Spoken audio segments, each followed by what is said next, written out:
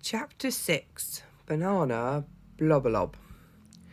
When I woke up next morning, the first thing I did was swing my head over the edge of the bed and look underneath. And there he was, my dragon. Curled up in the shoebox nest I'd fashioned for him, the louvre expertly shredded into a cosy bed. His bright eyes were fixed on mine, his shimmering red body glowing like a hot ember. Yep, I had a dragon. I didn't need a groomable guinea pig or a dog who could dance or even a camouflaged lionfish. Nope, I had a dragon. Beat that, Liam. And okay, I admit he was small. You might even say titchy. Something I knew all about because being the smallest in my class. But it didn't seem to be bothering him. Maybe if I glowed like that and could fly, it wouldn't bother me so much either. I wondered how fast he'd grow and suddenly thought of Lolly. She'd be a bite-sized snack for a growing dragon. As if to reassure me, the little dragon hopped towards my cheese plant, which isn't actually made of cheese, though how cool would that be for a late-night snacks, and started tearing chunks off it. Phew, I laughed. Well, at least that's one thing I know now. You eat plants. Let's just hope I can fill you up with enough of those. The only question really was how was I going to keep him? Because I was pretty sure a dragon was not on Mum's lists of ideal house guests. In fact, although my mum and dad put up quite a lot, looking around the devastation in my room, I thought even they'd object to this. I'd already had to hide Dad's old Batman comic, well, the sad charred remains of it, and 7 of my socks singed to smithereens after I used them as mittens to put out sparks. And then, of course, there was the huge hole in Mum's best towel, and the endless ticking time bomb poo grenades that lurked here, there, and everywhere.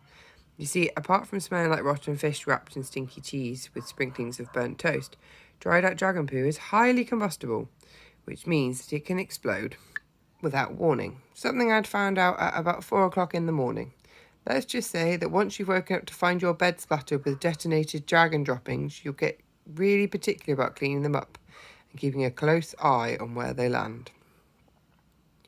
At breakfast, I sat next to Lolly, with my dragon tucked away in my hoodie pocket. I could hear Mum and Dad upstairs, both reeling out their lists of to-dos.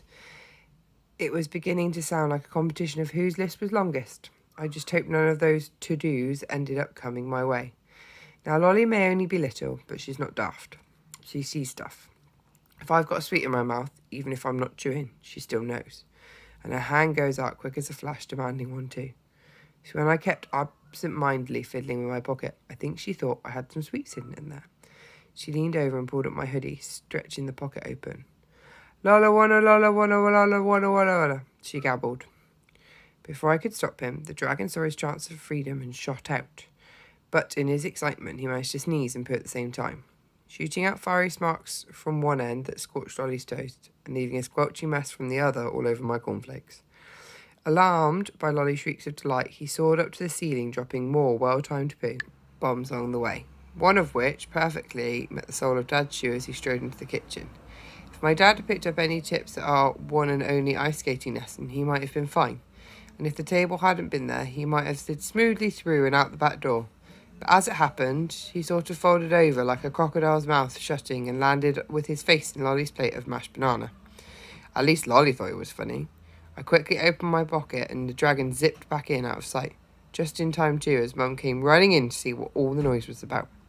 What on earth is going on now? She groaned, seeing the mess.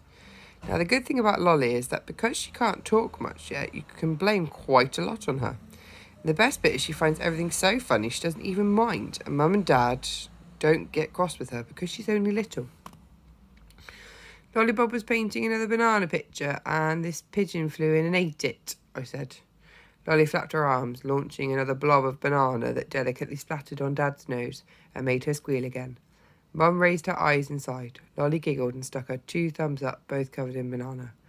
Lolly blobalob, I said, laughing. She wiggled her banana fingers about like little puppets, which was pretty hysterical, and even Mum couldn't help smiling. I told you we stick together, me and Lolly. Anyway, while Mum acted like a hyperactive octopus, mopping up Dad, the floor and Lolly, I was able to escape, which was just as well because I needed to get back to Grandad's garden, fast.